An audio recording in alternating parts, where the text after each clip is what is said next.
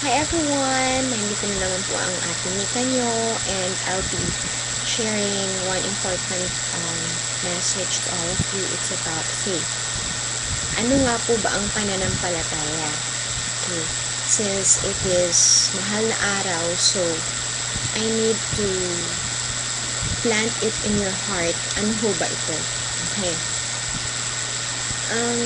Faith in the Bible, it says that faith comes from hearing and hearing the word of God. And without faith, it is impossible to please God. And also, faith is a substance of things we hope for and the evidence of things we do not see.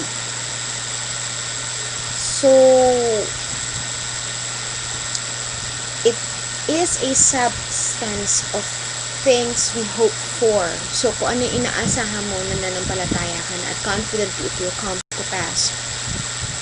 So, may kwento po ako sa inyo. Tungkol po ito sa isang sirkero at tumatawid po siya sa alambre. One event na tatawid na po siya dito sa alambre. Maraming mga taong nandoon at tinanong niya ang mga tao, sabi niya, naniniwala ba kayo na makakatawid ako dito sa alambre nito? Sabi ng mga tao, lahat po sila ay nagsasabi na naniniwala sila. And then tumawid nga po siya at nagawa nga po niya yun sapagkat lagi niya itong in-exercise, pinapractice, so madali niya itong nagawa. Pero nung tinanong niya ang mga tao kung naniniwala sila na kaya niyang magbike patawid dun sa alambreng yon, kumonti po yung mga tao na naniniwala na kaya niyang gawin. So, what he did is tumawid siya sa alambre sa pamamagitan ng bisikleta. And then the third scenario is tinanong na niya yung mga tao na kung talagang totoo na naniniwala sila o nananampalataya na sa kanya sa pagtawid na yon, aangkas sa kanya o itatawid niya gamit ng bike dun sa alambre nun. So, wala hong nagtaas. Maya-maya, merong isang bata, mga 7 taong gulang, na tumaas ng kamay. At sabi niya, ako po nananampalataya o naniniwala. Okay? So, ang ginawa po nung lalaki na sirkero ay isinakay niya ang batang ito at pagkapanit pa lamang nila at kanyang sinakay ay nagsisigawan ng mga tao sa takot na baka nga sila mahulog, malaglag. Ngunit ang nangyari po ay daglian silang nakatawid at nagulat ang mga tao bakit ang lakas ng loob ng batang ito sa pagtaas ng kamay upang gawin niyon. Lingid pala sa kaalaman ng mga tao na naniniwala na kaya niya ngang gawin ang mga activities na to, ay anak pala ito ng sirkero, kung kaya't daglian niya na pinaniniwalaan na kaya niyang gawin sapagkat sa maagang edad, higit mababa pang edad sa 7 taon, ay talagang naisasakay na siya ng ama niya upang i-practice nga na maitawid sa alambre nito. So, wala siyang pagkatakot ni muntiman dahil nananampalataya nga siya kung buong buo ang kanyang pagtitiwala dito. Ang tanong po ito, kayo po ba ay nanampalataya sa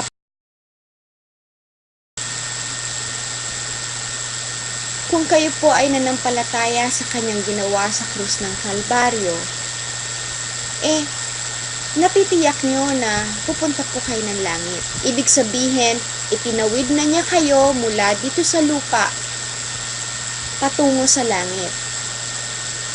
Namatay po siya sa krus para po ang ating mga kasalanan ay mapatawad. Ang kanyang dugo, sabi nga, ang kordero ng Diyos, ang siyang nakapaglilinis sa ating mga kasalanan. Ang dugo niya ang siyang nakapagpapalinis sa ating mga kasalanan. So, kung talagang nananampalataya kayo na namatay si Jesus para sa ating mga kasalanan, manapay wala ng pag-aagam-agam na masasabi nyo na itawid na nga ako at patungo nga akong langit. Tiyak ako, nananampalataya ako. So, confident ka that you're going to heaven, not because you did something good, but God chosen you to be His child. Okay? Nananampalataya ka na isa ka. Sapagkat lahat naman po ng tao ay dahilan kung bakit namatay si Jesus sa krus ng Kalbaryo. Ngunit ang siya lamang nananampalataya ang siyang maliligtas. So, kung hindi ka maniniwala sa kanyang ginawa sa krus ng Kalbaryo, nadyan pa nga ang pag-aagam-agam mo na susubi ka ba sa langit o hindi. So, kung nananampalataya ka nga, so, tanggapin mo na sa buong kalooban mo na ikaw ay ibinilang ni Kristo na ipinako sa krus lahat ng kasalanan mo at pinalaya ka na niya at tunay na masasabi na ikaw ay pinili ng Diyos bilang maging kanyang anak. Kung tunay kang nananampalataya, ay tatanggapin mo siya bilang Panginoon at tagapagligtas ng buhay mo. Sapagkat sino man ang manampalataya at manalig sa Kanya ay binigyan ng karapatan na maging anak ng Diyos. So, kung hindi nyo pa po nararanasan na kayo'y itawid ng Panginoong Jesus mula sa kasalanan, sa kahirapan, sa kagulumihanan o kaguluhan,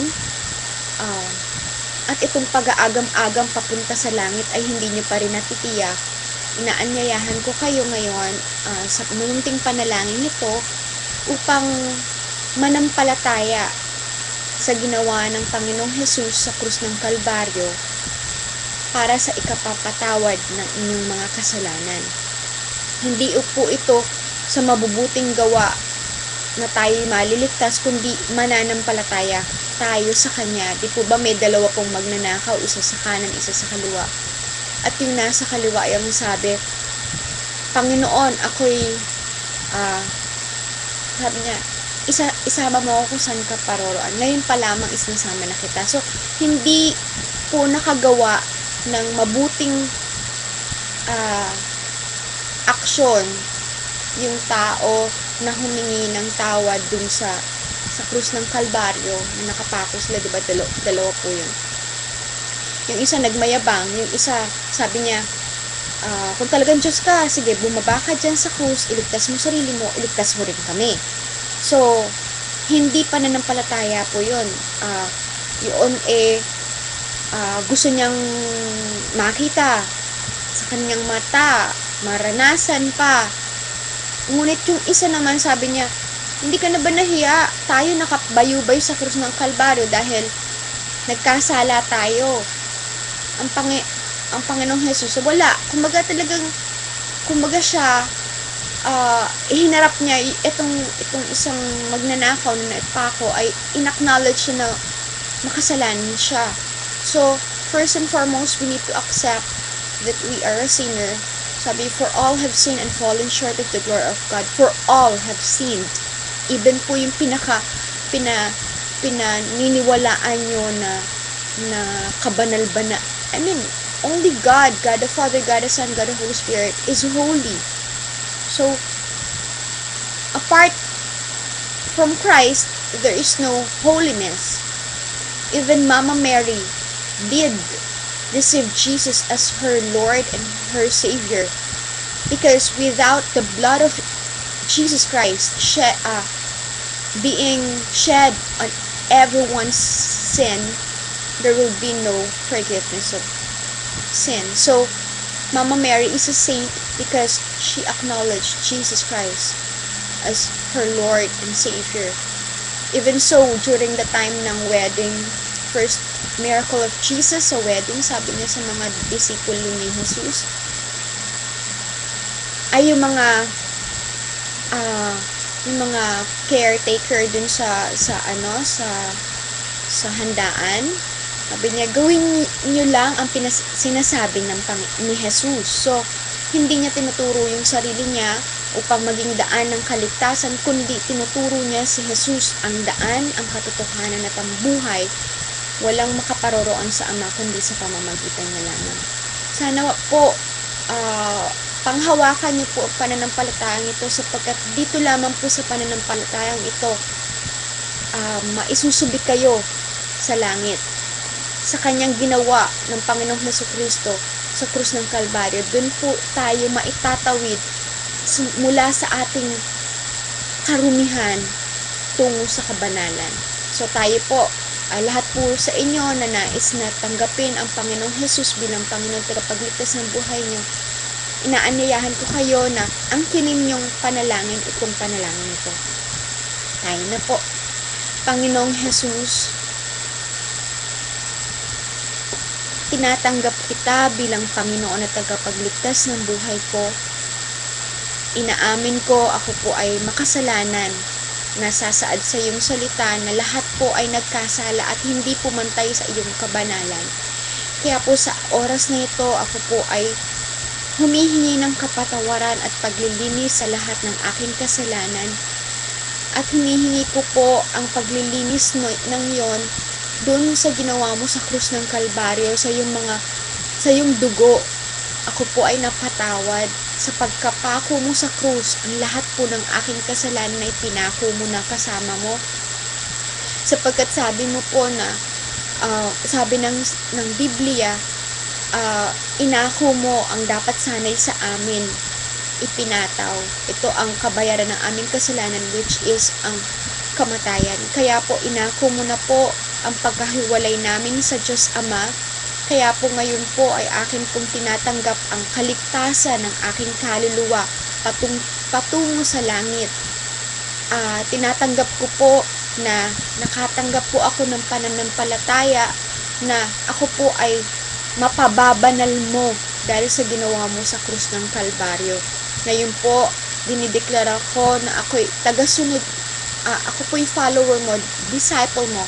Ako po ay pinili nyo ng Diyos nyo po para maging iyo panghabang buhay, pang walang hanggang buhay dyan sa langit. Salamat po, at ngayon po ay akin pong pinananampalatayanan ang pagsulat mo sa aking pangalan sa aklat ng buhay. Tandaan na ako po ay hindi po tagalupa kundi tagalangit na Panginoon. Salamat po sa pag-ako mo sa lahat ng aking kasalanan at pagpapakaloob mo sa akin ngayon ng kabanalan.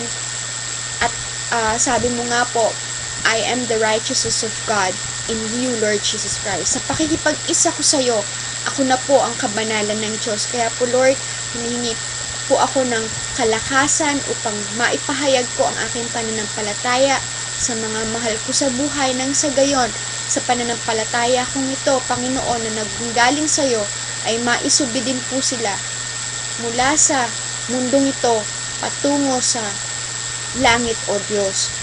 Salamat po sa pagpili mo sa akin, at sabi mo nga, isa man ang manampalataya sa sambahayan, buong sambahayan ay maliligtas. Inaangkin ko na po ang kaligtasan ng bawat miyembro ng aking pamilya sa pangalan ni Jesus. Ako po ay nagbibigay ng luwalhati sa Diyos Ama, sa Diyos Anak, at sa Diyos Espiritu Santo. Amen. Kung yun po ay inyong pong ipinanalangin, kayo po ay naligtas na. At wag niyo pong hayaan na linlangin pa kayo ng demonyo o ng diablo sa kaligtasan ito. Sapagkat sinabi na ng Panginoong Jesus, it is finished. And after 3 days, nabuhay siya mag-uli. So, natalo na niya ang death. So, we have an eternal life. So, kinin nyo na yan. For eternity rolls on until the Lord comes, we will be with Him. God bless you. See you in heaven, definitely. And, while here on earth, who knows, one of these days, we're gonna meet. God bless you all!